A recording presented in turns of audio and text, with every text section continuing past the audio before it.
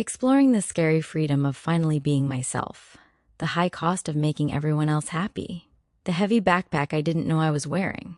There's a specific, quiet kind of loneliness that comes from being exactly who everyone else wants you to be. It isn't the loneliness of being alone in a room.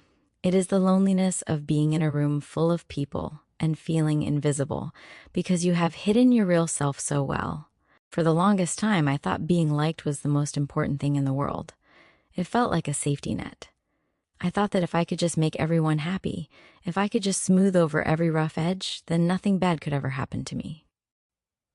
But lately, I have been sitting with a strange and scary realization. I realized that this safety net was actually a trap. It felt less like a warm blanket and more like a heavy backpack that I never took off. It starts with small things, doesn't it? It is the way I would say yes to a favor when my entire body was screaming no. It is the way I would laugh at a joke that I didn't find funny, just to keep the air in the room comfortable. I became a mirror. I was just reflecting whatever the person in front of me wanted to see. If they wanted someone funny, I was funny. If they wanted someone serious, I was serious. I was so good at it that I forgot who I was when the room was empty. I am exploring the idea now that maybe being disliked isn't the end of the world. In fact, maybe the fear of it is the only thing standing between me and my actual life. I remember walking down the street the other day wearing a jacket I really loved, but one I knew was a bit weird. The old version of me would have changed 3 times before leaving the house. The new, curious version of me just walked out the door. And do you know what happened? Nothing. The world didn't stop spinning. The sky didn't fall. No one pointed and laughed.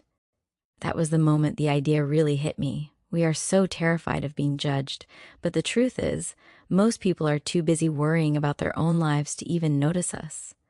It is a very strange feeling to sit with this thought. It feels like realizing the door to the cage was never locked. I was just holding it shut from the inside because I was scared of the draft. And sure, the open air is a little cold. It is unpredictable. But it is real. I am finding that likability is a currency that buys you nothing of real value. It buys you a temporary peace, perhaps. But the cost is too high. The cost is the ability to look in the mirror and recognize the face staring back at you. I am not saying it is easy. It hurts when people misunderstand you. It is scary to think that if I drop the act, some people might walk away. And they might. That is the sad truth I am learning to accept. But I am starting to see the difference between fitting in and belonging. Fitting in requires me to change my shape to fill a gap.